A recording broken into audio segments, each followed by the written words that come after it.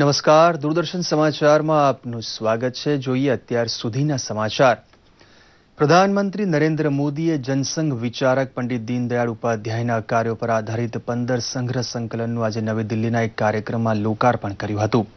પંડિત ઉપાધ્યાયના જીવનના મહત્વપૂર્ણ 15 વાંગ્મય સંગ્રહમાં પંડિત ઉપાધ્યાયના જીવનના મહત્વપૂર્ણ કાર્યો, જનસંઘની યાત્રા, 1965નું ભારત પાકિસ્તાન યુદ્ધ, તાશ્કંદ સમજૂતી અને ગોવાની સ્વતંત્રતા જેવી મહત્વપૂર્ણ ઘટનાઓનો ઉલ્લેખ કરાયો છે.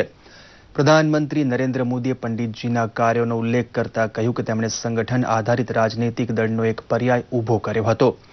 ભારતમાં જનસંઘથી લઈને ભાજપ સુધીના સંગઠન આધારિત રાજકીય પક્ષો દીનદયાળની અલગ ઓળખ આપે છે.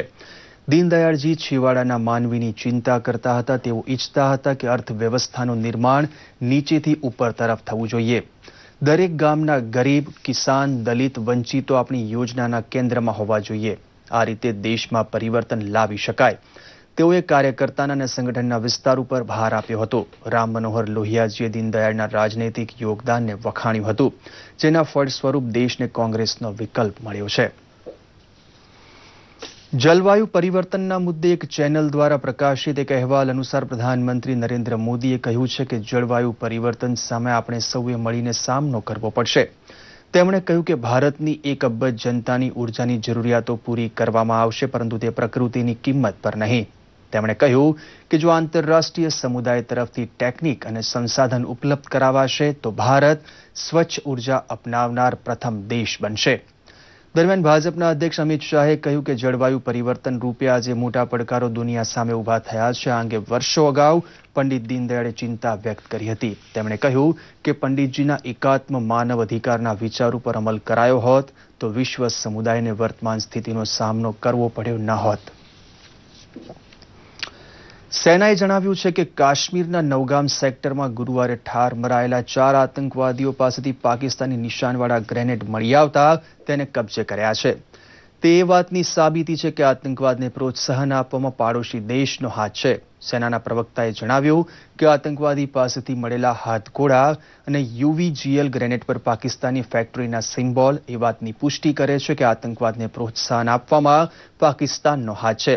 તેમણે વધુમાં જણાવ્યું છે કે આતંકીઓ પાસેથી મળેલી ખાવા પીવાની ચીજો અને દવા ઉપર પણ પાકિસ્તાન દેશના ચિહ્ન જોવા મળ્યા છે.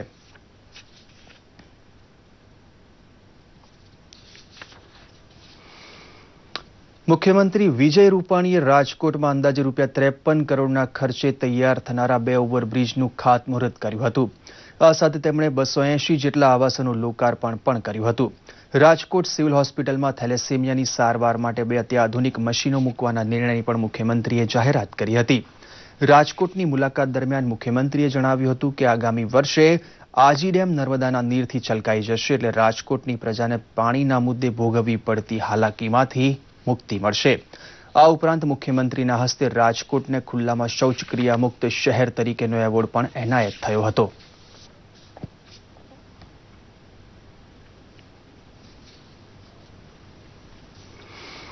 નવરાત્રીનો આજે 8મો દિવસ છે. નવરાત્રીના 8મા દિવસે માના મહાગૌરી રૂપની પૂજા ઉપાસના કરવામાં આવે છે.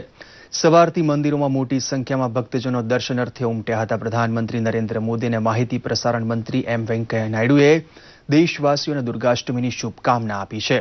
દિલ્હી, કોલકાતા, આસામ, ત્રિપુરા, બિહાર, વારાણસી, ભોપાલ સહિત સમગ્ર દેશમાં દુર્ગા પૂજાની ધૂમ મચી છે. કોલકાતામાં સમગ્ર શહેર દુર્ગા પૂજાના રંગમાં રંગાઈ ચૂક્યું છે. તમામ લોકો પર્વ ઉજવવા હર્ષોલ્લાસથી જોડાયા છે.